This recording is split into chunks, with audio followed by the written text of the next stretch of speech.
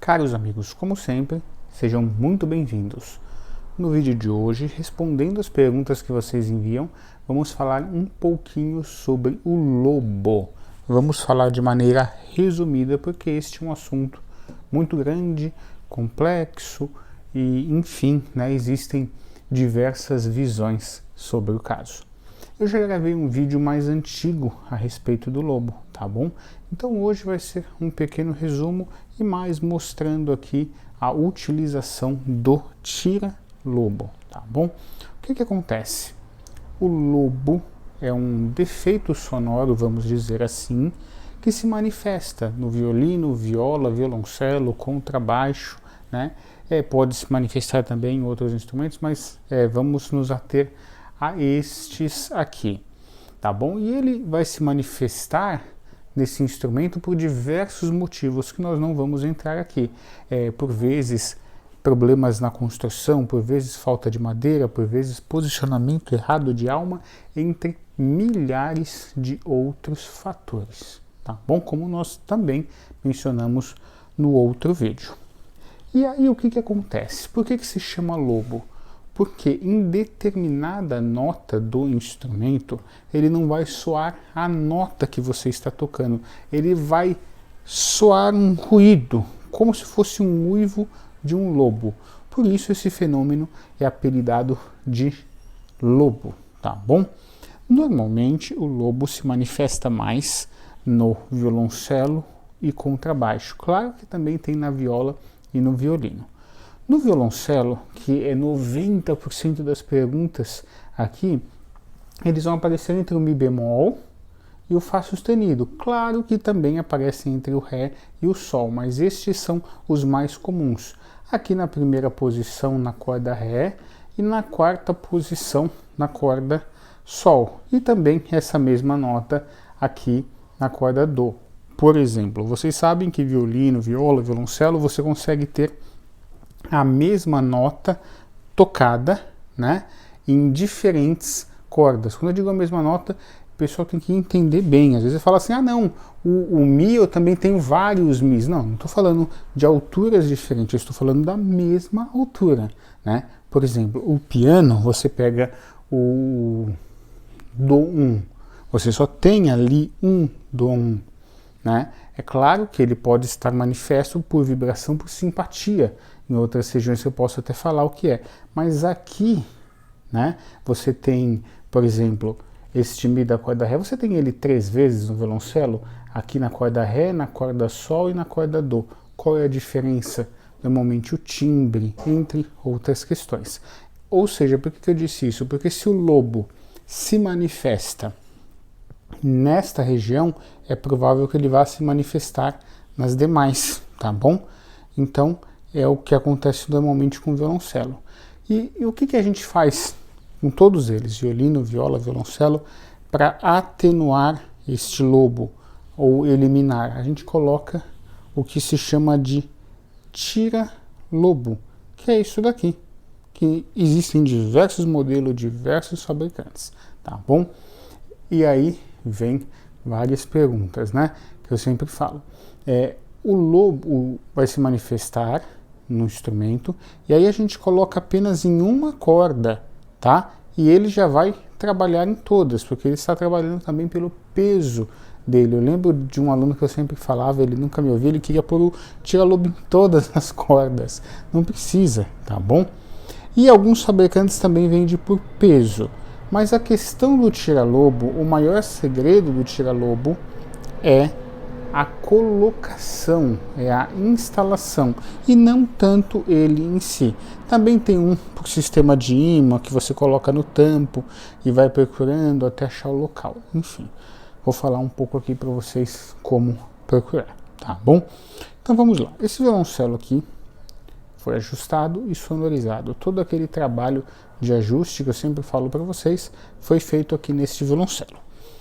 E vou mostrar para vocês como instala. Rapidamente antes, eu recebo muita pergunta, Felipe, posso enviar um instrumento para você? Sim, pode nos enviar um instrumento para eu fazer o ajuste de onde você estiver. Basta entrar em contato aqui embaixo pelo nosso WhatsApp e você vai poder me enviar um instrumento do Brasil e de fora do Brasil, tá bom?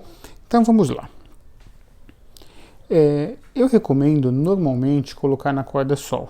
Na minha experiência como violoncelista profissional atuando por anos, eu achei que os resultados eram muito bons, tá bom? Do que você colocar, por exemplo, na corda Ré e na corda Dó. Há quem use nessas, não tem nenhum problema, eu tô falando aqui para vocês da minha experiência. Vocês podem observar que o tira-lobo, ele tem este formato aqui, né? Ele tem este formato aqui. Por quê? Para ele dar uma tensão na corda e ele ficar preso na mesma. Então o que nós vamos fazer aqui? Nós vamos colocá-lo e, acredito que vocês vão conseguir ver, eu dou esta pequena tensão. Perceberam? Vou virar aqui para vocês, ó. O que nós temos aqui? A corda com essa pequena tensão, aí ele ficou fixo, tá bom? E aí eu sempre recebo as seguintes perguntas: só violoncelo ruim tem lobo? Violoncelo bom não tem lobo? Nada disso. Vocês podem ver no Iomar, ele deve ter vários violoncelos, mas dois são os mais conhecidos, o Strade e o Montagnano. O Strade, salvo erro, foi cedido para ele, que era o mesmo que a Jacqueline Dupré usava, que foi uma fundação que deixa com as pessoas, eu não sei se está com ele ainda, mas enfim. Um desses violoncelos, se vocês assistirem algumas gravações, tem um tira-lobo. Nós estamos falando de um instrumento de milhões de dólares, tá? Então, às vezes é comum instrumentos muito bons terem lobos. Voltando para cá, eu coloquei o tira-lobo, né? E aí eu vou tocar. E eu vou sentir aonde está este lobo, tá bom? O que acontece com o tira-lobo é, por favor, prestem muita atenção aqui. Aqui o pessoal erra muito. O nome não ajuda, o nome é tira-lobo, mas na verdade ele não tira. Ele transfere, tá? Ele vai transferir o lobo para outra nota. E aí você vai tentar transferir para uma região, para uma nota que você use menos, tá bom? É muito difícil você colocar aqui e sumir o lobo, tá? Então você vai transferir para uma região que você usa menos, tá? E aí você toca e traz ele, como eu estou fazendo aqui, ó, dei uma olhada, um pouquinho mais para baixo, um pouquinho mais para cima, tá? E você vai arrastando ele. Na medida em que você faz isso, o lobo muda de nota, tá bom? O lobo muda de nota. E você vai fazendo isso até você transferir para uma nota que você usa menos. Aí que tá. Atenção ainda, por favor. Você tem que ter essa percepção. Você vai ter que ter essa percepção.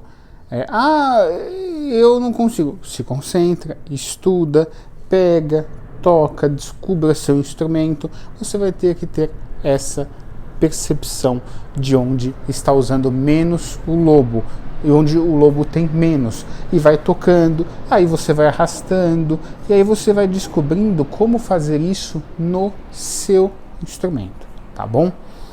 E o que acontece? Ainda, o assunto é longo, podemos observar, eu estou resumindo. Outra coisa muito importante, o ajuste tira o lobo, não é uma coisa certeira, muitas das vezes atenua, muitas das vezes tira e muitas das vezes não, porque não depende só do ajuste, depende também das outras questões, tá bom? E outra coisa, eu acertei o lugar certinho e depois o lobo voltou. Olha, coloca atenção. Você vai guardar na capa e aí bate, muda o tira-lobo de lugar, tá? Não adianta eu pentear meu cabelo bonitinho, chega aqui e bagunçar. Vai estar bagunçado. Não adianta eu pôr o tira-lobo no lugar certo e depois com a capa, eu uso uma capa daquelas bem simples, ela puxou e saiu do lugar. Não adianta, tá bom? Então você vai ter que ter essa atenção com o seu instrumento, tá bem? Tenha essa atenção com o seu instrumento. Outra coisa, a vibração também pode lhe fazer mudar de lugar. Então se seu instrumento tem lobo, você precisa ter esta atenção nele. Não tem jeito, você vai precisar tomar cuidado com a vibração, você vai precisar estar sempre atento, tá bom? E para a gente encerrar, mais uma questão, cuidado. Se você não sabe o que é lobo, na prática de sentir, cuidado para não confundir.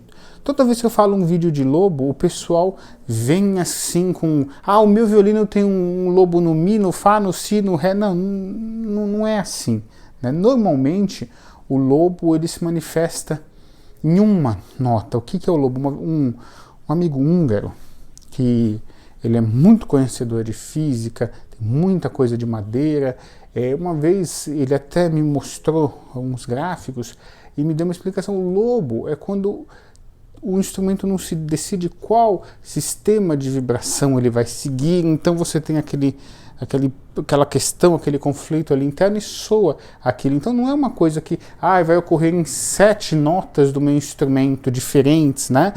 Não, normalmente não. Tá bom? Então, aí o pessoal começa a confundir desafinação, flautado, começa a confundir um monte de coisa que não tem a ver com lobo, tá?